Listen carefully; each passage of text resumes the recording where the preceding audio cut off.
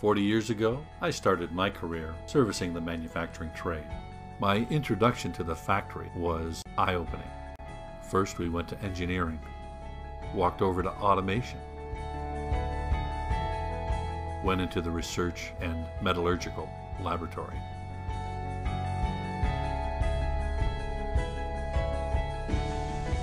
Met with logistics. And then, of course, watched the skilled laborers at work. The factory was much more than I thought. Suddenly, the market swung. There was a shift. I couldn't tell you the day, but I remember the beginning of when it seemed the factories began to shut down.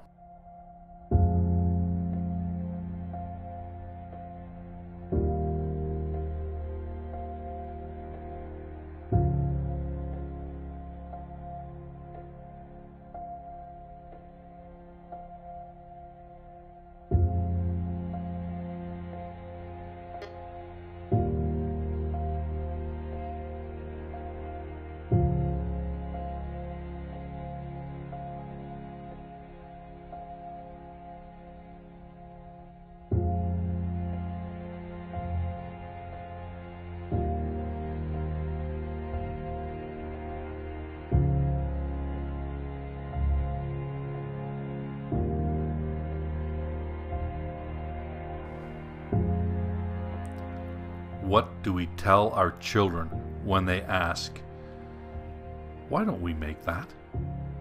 Why can't we make a train? Why don't we make this stuff? What will I make? Why are there no factories?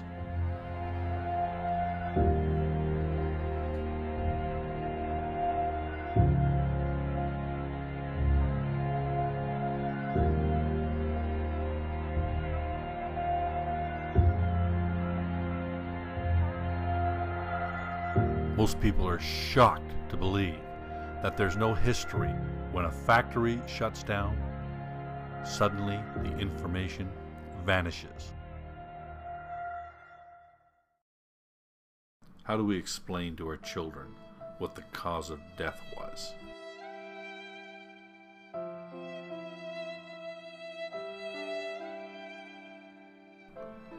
Let's start when I was young.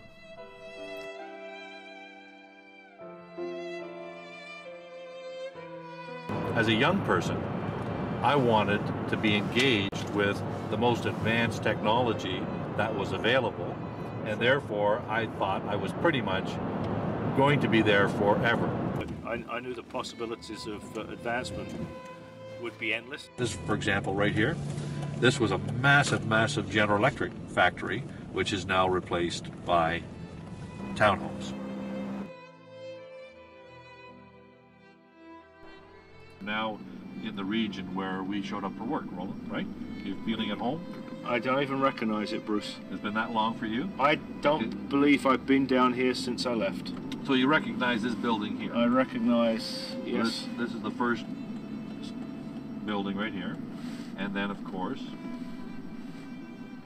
Oh, this is not familiar at all.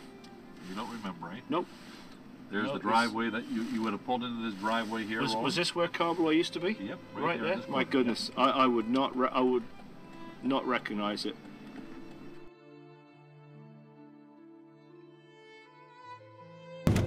Do you recall the three different unions? There was the electrical workers union, there was the auto workers union, and I can't remember the name of the union for the quality assurance. No, I don't.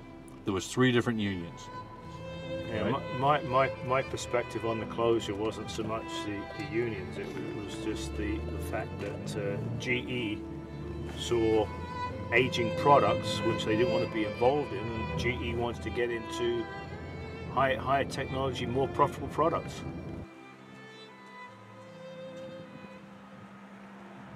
The factory did not shut down because of a skills shortage. Not this time, no. Okay. So the factory did not shut down because the future prospects for carbide diminished. Economies in the world, like Germany, I mean now China, India, I mean, their GDP is going up because of manufacturing. So manufacturing is important, and it just becomes a fact that they see our manufacturing costs as being too high, our labour rates are too high. But it doesn't have to be that way. We can still manufacture competitively in this marketplace. The landscape sure has changed. Wow. Remember Kodak? There's Photography Drive. And now it's all but vanished.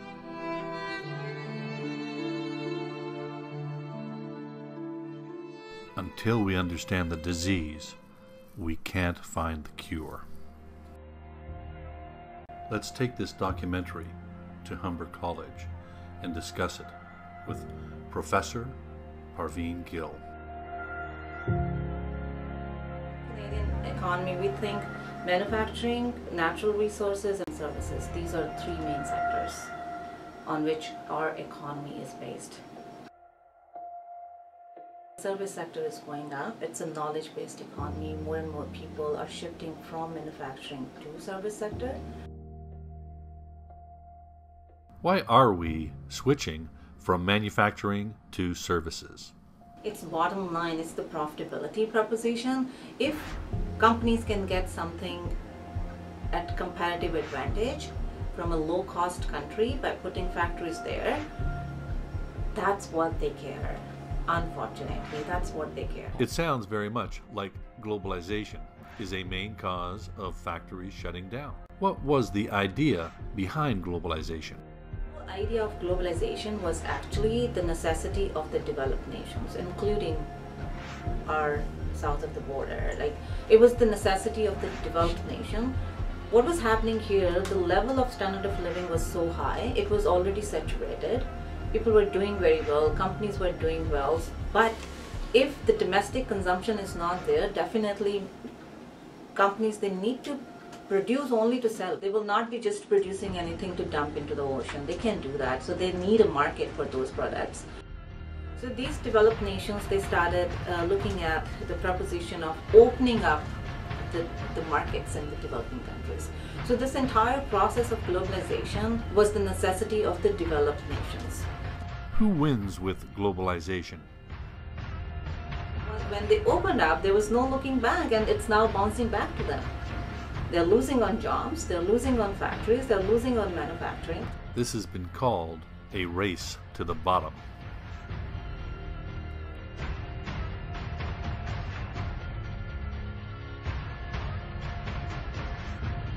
In Canada, as I mentioned before, we have all the capabilities of manufacturing. In terms of, say, Germany versus Canada manufacturing, their manufacturing sector is booming up so sharply, drastically. Look at the renewable energy, solar panels they're using. They are going into the different types of resources. More and more of their companies are now energy sustainable.